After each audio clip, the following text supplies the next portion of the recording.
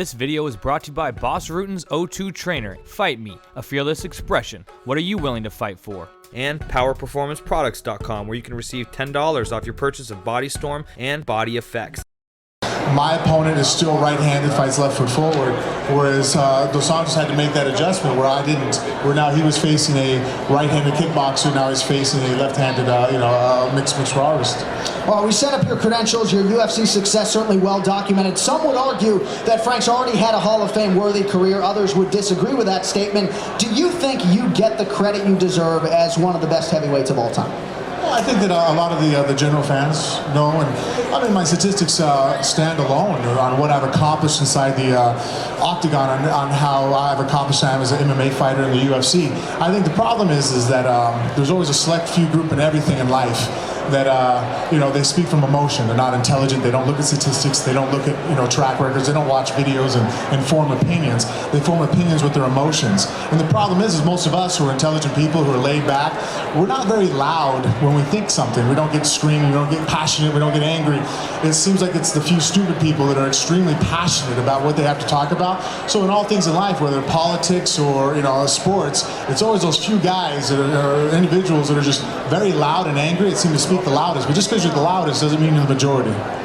All right, on UFC Primetime, Minotauro Nogueira, the Brazilian legend who you have knocked out and submitted, had this to say, and I quote, "I don't know why everybody worships this guy. His ground game is simple. It's only his attacks that are a little dangerous." Your thoughts?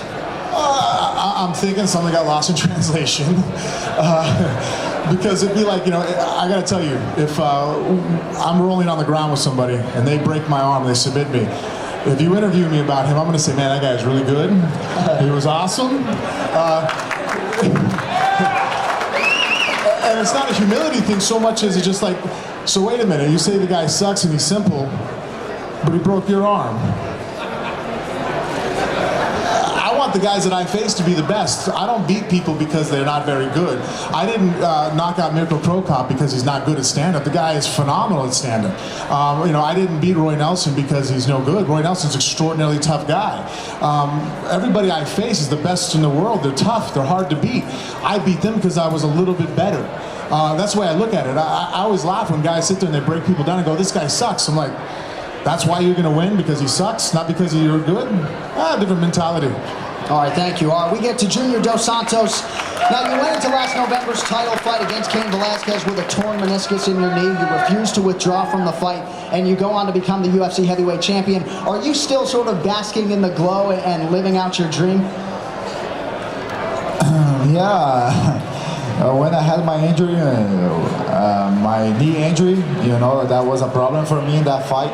But I asked for my physical therapist, hey man, I need to be ready for this fight. Make me ready for this fight, And I brought him with me to the fight, and I was feeling good, and that was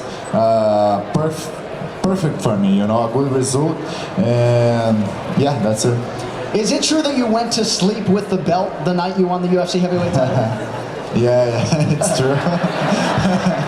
It's just you and the belt in the bed, huh? Huh? Just you and the belt in the bed. Just me and the belt. That was a special moment for me.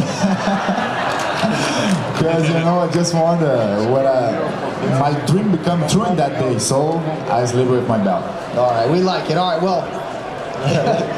How did you get your wife to be okay with that? My wife was instant. I walked out, I was excited. I'm like, she was not here, so it's okay. That was his day. Yeah, all right. Well, you have said, Junior, you want to be remembered not only as a UFC champion, but as a great UFC champion. I'd imagine title defenses are a big part of that. In your estimation, what constitutes a great UFC champion? Of course, I want to be, I want to keep this belt for a long time now, that's why I work hard every day, and I think my first title defense now against Frank Mir is going to prove that. I did an excellent camp in Brazil, and I'm very well prepared for this fight, and I want to be different, I want to be part of the history of the heavyweight division. You haven't shown us a lot of weaknesses to this point. Some people say perhaps you rely a little too much on your boxing, but I guess if you win the world title in 64 seconds with plan A, do you really need to have a backup plan? Yeah, actually I have plan B, plan C, you know, but my plan A is working, so I will keep doing that. But you're confident, I assume, that you can mount an offense in other disciplines of mixed martial arts if you need to at any given time in a fight? Yeah, for sure. You know, I'm a MMA fighter, and I'm really confident in all areas. You know, if the fight goes to the ground, I will be fighting on the ground. I'm not afraid of any situation to fight. You know, and I just keep the fight standing because I'm very confident in that area, you know. During the first episode of UFC Primetime, you said that Mir is, quote, not a man, he gives up. Now, you're always an honest guy. We appreciate the candor. Why did you choose to go public with that opinion? Yeah, I choose what I said was, you know, when I say he's not a man, I confirm that. I said that because when he's leaving a bad situation in the fight, he can't recover from that situations. In Brazil, when you doesn't have like a heart to recover from that situation, we say that, you know, he's not a man. But I have nothing personally against him. I even know him personally. Don't know him personally. So that was more about the fight. Frank Jr. has acknowledged that you are a great UFC fighter when things are going well, but he said maybe you wilt when the going gets tough. He's sitting in front of you here about 48 hours out from the fight.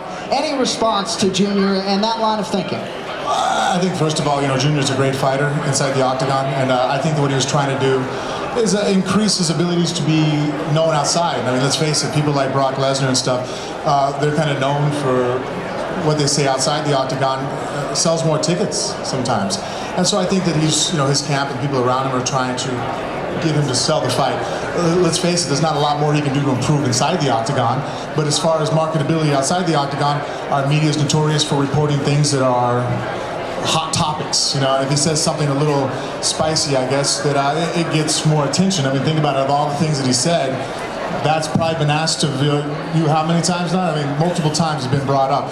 So it increases media. I didn't take it too personally because I know Dos Santos. I know what kind of person he is. I can see him. I mean, when you don't train to fight somebody and not know them as well as we know each other, and I have too much footage of me proving the otherwise. You know, in the Nogueira fight, I didn't start off too hot, guys. Yeah, I don't know if you failed to notice, but I wasn't faking that one. He caught me and I came out and was able to be victorious.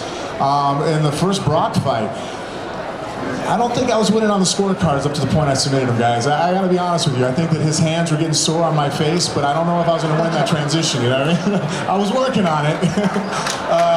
But I still pulled it off. And even in the second fight with Brock, you see that that first round, I looked pretty ugly when I got up. It was hurting, and I woke up, I got up smiling, and was grinning actually, and then I ran at him trying to knock him out. I even jumped in the air trying to get a knockout, and you know, superior size and strength and wrestling ability proved to be against me, not lack of fighting ability.